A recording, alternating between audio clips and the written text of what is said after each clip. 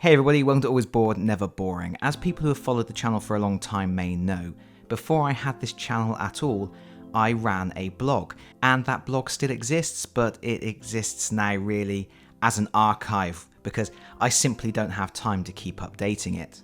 But one of the main focuses of that blog was to talk about my collection of retro games, and I did this regular feature where I would go into local charity shops and I would pick up old games, really obscure titles, and then I would unbox them, talk about what they were, and talk about whether they were any good. So this video is going to be something a little bit different. I thought it would be a fun thing to go out to the local charity shops and just see what I could find. And who knows, if people find this amusing, maybe I'll do this again in the future. And this was the first thing I found. Good grief. A Spider-Sense Spider-Man Memos game. It is a memory game with a Spider-Man theme. I had been waiting for a pirate-themed memory game, but those don't seem that common, so this is what we've got instead. And to be honest, for gamers, this game should get their spider sense tingling. Because Memos, or Memory, or Pairs, or whatever you would like to call it, is a simple children's memory game where you have a set of cards divided into pairs, you place them face down, on your turn you flip over two cards, if you find two cards that match, well hey, you score those cards. It's as simple as that. Of all the things that I have seen in charity shops, I probably see more games of memory than anything else, except perhaps Carol Vorderman's Sudoku, which probably will not mean anything at all for any of my viewers outside of the UK. But yeah, so you will see a lot of these memory games with various different themes. Hello Kitty seems quite popular, but I've never once seen a copy of Busen Memo, which is a good thing, I would say. And yes, I do remember when Busen Memo was the punchline to every joke on Board Game Geek. So this particular memory game is by Treffel, and we can see the tape monkeys have been at work. The tape monkeys always go into charity shops and they sellotape up all of the boxes. If you are lucky, they will use tape that comes off very easily. If you are unlucky, they will use tape that will take off some of the artwork on the box. And if you're really unlucky, they will use brown packing tape, which has been on there for years and stays on there. And the presence of tape monkeys can be seen as a good or bad thing. On the one hand, they have sealed up the box, which means it's less likely that parts will be missing. On the downside, they've put tape all over the box.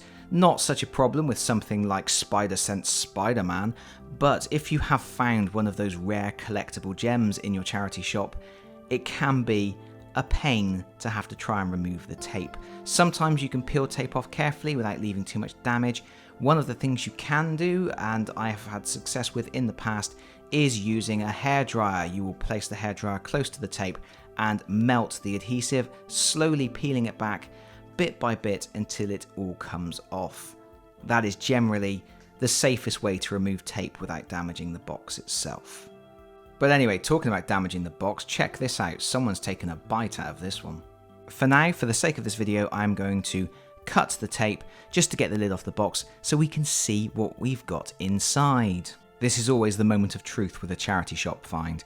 I generally work on the basis that it doesn't really matter if I open this box and there's a fire inside because I've donated to a good cause, but it's always nice to take the lid off of a box and find you have a complete game, especially if you have found something rare, if you have found a little gem somewhere. This is exactly what I would have expected. Check out how thick this rulebook is for Memos. Goodness sake. Of course, it's in every language under the sun. The rules themselves are only on a single page. The rules tell you to have fun. I probably won't playing this. And then you get heaps of these tiles with cool Spider-Man artwork on. They're actually pretty decent thickness.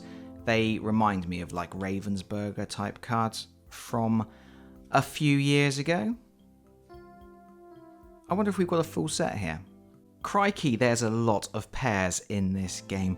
Some would say too many. One of the things about memory is you don't really want it to go on too long. It can get frustrating if you're flipping card after card after card and not getting any matches. I know, I have played memory with a 3-year-old. Their attention span does not allow for a lot of failures. you need to be able to quite quickly start picking up pairs. And with 30 sets of cards out on the table, that's a little bit too much in my mind. The good thing, of course, is you can scale the game down to the size that suits your needs. You can leave half these card sets off the table and still have a fully functional game. Speaking of leaving half the cards off the table, I do have 3 odd tiles. There should be 30 pairs in this box. I have only 27 pairs. Based on what I've just said, that doesn't really harm the gameplay at all, but it does mean it's not complete. There are a few plus points to this version of Memory that I can immediately pick out. One is they have used the thick cardboard tiles rather than cards. That's going to be important if you're playing with young children. Cards will get creased and marked very easily, these thick tokens less so. You will also notice that there are sets of cards that are quite similar. We have several versions of Spider-Man. You can see here, here, here, here, and here. That's something that is going to make this a slightly harder version of Memory, because people are going to go, oh, I remember there was a Spider-Man under that particular card, and then they're going to flip it over and go, oh, it's a different version of Spider-Man. And it looks like there's at least 2 versions of most of the characters here. Finally, it's got some pretty nice artwork, and I think these tokens could be useful for a wide range of different reasons. Particularly for people who dabble with game design. If you're working on your own superhero game, here's a set of tokens you could use. You could put them in standees in place of having superhero miniatures. And there's a good variety of villains there to work with. Overall, Memory's not really my thing. I have played it in the past with my daughter. I do still play it with my son because it is the kind of game that's suitable for younger children. The box says for ages 5 and up, but I think children of 3 and 4 can easily play this as well. It's a little bit disappointing to see 3 tokens missing, but there's one final thing we can check. There's one thing I always recommend when people buy things from charity shops or when they purchase things off eBay. Always check under the box insert. You never know what might be under there. Sometimes it's spiders.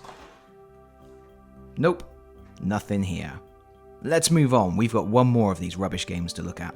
Oh my goodness, it's Dr. Dreadful Scabs and Guts game, and I think there may be a clue in the name as to how good this game is going to be. This is the gross game of real science facts for 2 or more players ages 6 and up. It is from the Spin Master family game line, and it is basically a trivia game, and I do not like trivia games. To me, all trivia games have the same sort of issues. One, they're generally just not that much fun. They remind me very much of those Christmases where you would have your big Christmas dinner and then someone would go, let's play Trivia Pursuit, and I would say, I'm going to go and play on my Mega Drive. The other issue is, it's normally the case that adults or people who are just super intelligent have a distinct advantage. Younger players can find themselves struggling because they simply do not have the breadth of knowledge that someone who is much older has. Sometimes you will get a trivia game that will do something to try and even the odds. They will add some kind of random factor, or there will be some other way of gathering points besides answering the questions correctly. But I think those are the exception rather than the norm. Once again, the tape monkeys have been at work here, so I'm just going to cut through this tape quickly with a knife so we can get inside the box. What are we going to see inside? Gwyneth Paltrow's head? Half a game? A huge tarantula? Who knows? Oh, it's the board. Well, it's got a nice board. But you can generally tell how good a game is by whether or not the cards have ever been removed from the shrink wrap. Unfortunately, while this game has all the cards, it doesn't have any of the tokens for moving around the board, and that's a real shame. Because if we look at the back of the box, the movers were guts and livers and hearts. There's probably a doc duodenum there. Yeah, that's a shame that they're not included. They would have been a laugh, wouldn't they? I'll tell you what probably isn't fun though. This game. This game is one of those games that is aimed at children, and the intention is to make learning fun. They're trying to get children to think about their body, their health, and they're trying to do it through gross humour. And as a parent, I can appreciate anything that is trying to educate children. As a parent, I have to say that. But as a gamer, I know full well that all board games are educational. They all teach literacy, numeracy, logical thinking, and also social skills. That sort of stuff naturally evolves out of good game design anyway. Regardless, a noble effort. I do appreciate the sentiment of trying to make education fun. And in fairness, I think this game has attempted to sidestep some of those problems with trivia games that I mentioned before. Firstly, the questions tend to be multiple choice or simple yes/no answers. For example here, true or false, vomiting can give you a black eye. Guess what? It's true. Isn't the human body a wonderful thing? Another thing to notice is that answering a question correctly allows you to move forward on the board, but the distance you move is relational to how difficult the question was. This means even people who know a lot of answers, they might end up getting a lot of questions where they only get to move ahead one, while someone who is trailing behind suddenly answers a question correctly that allows them to move 3, so they can catch up in that regard. And finally, they have the wild cards. Wild cards are another way to get the opportunity to move ahead on the board without having to answer a question. In this case, you would have to cross your eyes and then you get to move ahead 3 spaces if you can do it. This is one of those things that, again, it's supposed to be fun for kids, but this is what I call enforced fun, where a game makes you do wacky things. Not because you want to, but because the game is asking you to. Regardless, it is a way to score points without having to answer any questions, so again, it is something that can level the playing field slightly. But overall, this is a trivia game. I just don't enjoy trivia games. But I do appreciate the efforts they have made here to try and make it engaging for children, to try and get the children to do silly things, to think about their bodies, and to ask a wide range of questions, from the really gross, nasty stuff to some more intelligent stuff, getting them to think about nutrition and their overall health. But there we go, that's that. Adventures from the local charity shops. Utter garbage that I bought today. I know this content is as far from the kind of content I would normally produce as it's likely to get, but I had fun looking through these obscure games, and it gave me a chance to talk off the top of my head about some of my thoughts and feelings about gaming in general. Hopefully, someone out there found it interesting too.